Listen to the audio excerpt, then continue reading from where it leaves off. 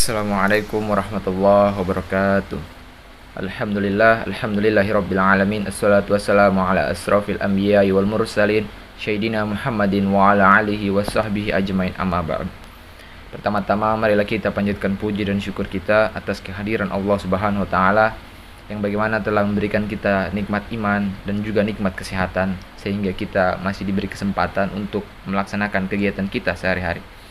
Tak lupa salawat serta salam marilah kita aturkan kepada baginda besar kita Nabi Allah Muhammad SAW. Pada kesempatan kali ini saya beserta teman kelompok saya yang beranggotakan Amin Mustafa, Nadira Kurnia Hidayat, dan Hamzah Nurul Fikri. Kami di sini akan mempresentasikan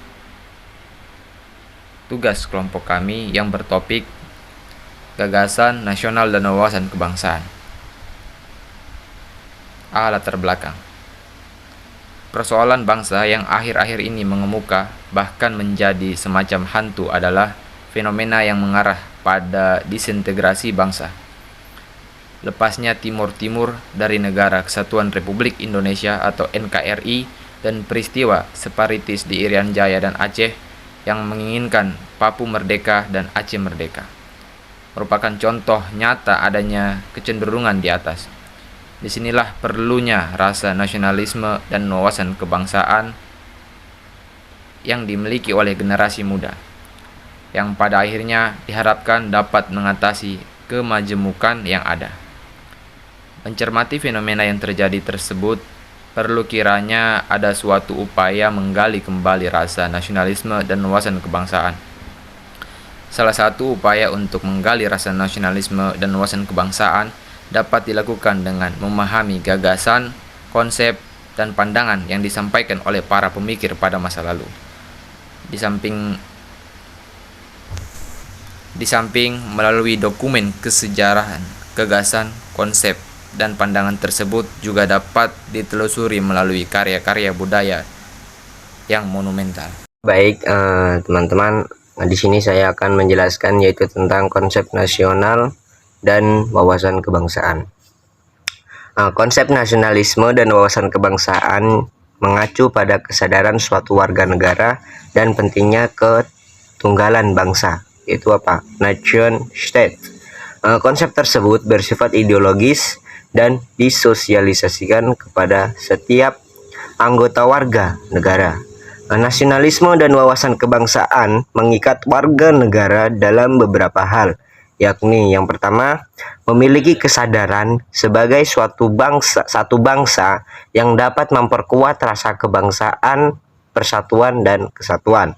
Yang kedua, jiwa semangat dan nilai-nilai patriotik yang berkaitan dengan perasaan cinta tanah air, cinta kepada tanah tumpah darah, cinta kepada negara dan bangsa. Yang ketiga yaitu jiwa semangat dan nilai-nilai kreatif dan inovatif.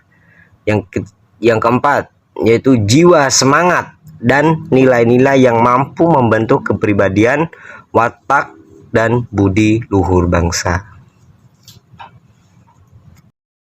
Gagasan nasionalisme dan wawasan kebangsaan.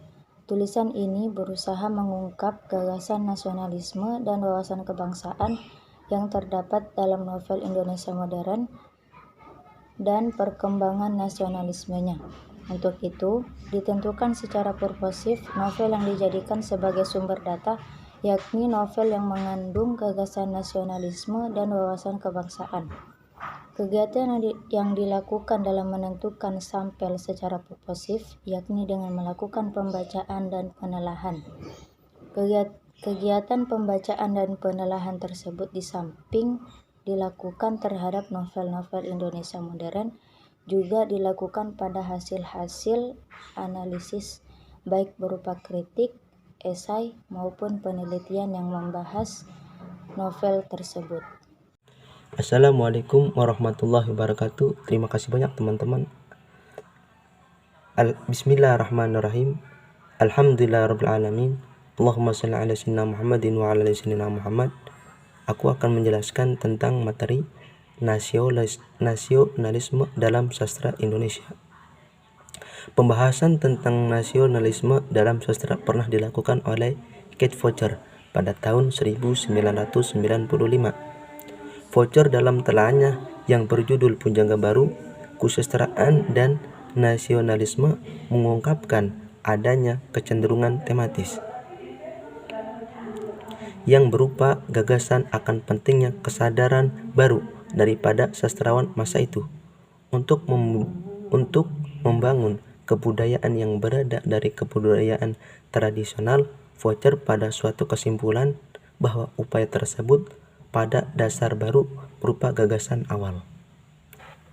Para sastrawan Punjangga Baru menurut Vogler masih belum sampai pada suatu posisi yang dapat membuat mereka bergerak bebas dan penuh percaya diri dalam suasana kesusastraan dan kebudayaan yang baru sama sekali.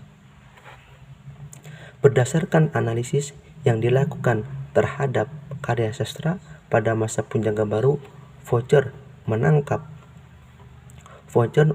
kesan bahwa kebaruan yang diperjuangkan oleh para sastrawan pada masa itu merupakan suatu konsep yang bulat, utuh, jelas, dan seragam.